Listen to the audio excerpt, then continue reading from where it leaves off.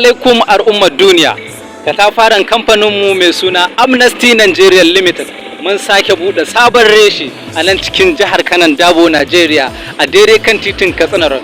Wannan katafaren kamfanin gidan mai namu mun buɗe sabon reshe ne, kuma muna sayar da mai cikin sauki da rangwame da rahusa. Ba ma matsa lita. Wannan katafaren kamfani namu ba iya fetur kaɗai muka tsaya ba, muna sai da diesel, muna sai da kerosene, muna sai da gas, kuma cikin sauki da rangwame da rahusa.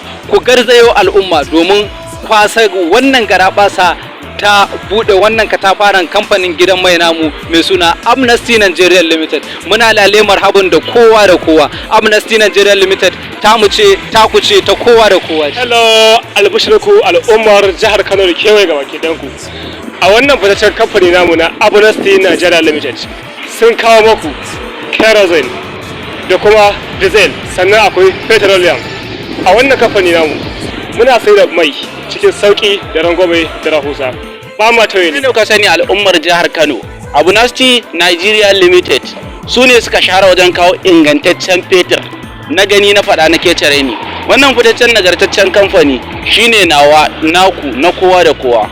Wannan kamfani muna alfahari da shi a koda yaushe. Abunasty Nigeria Limited alkhairi ne. Wannan nagartaccen kamfani namu mai suna Abunasty Nigeria Limited muna na Amil Tara, Katsina Road, daidai kamar zaka kasuwar Dawanau.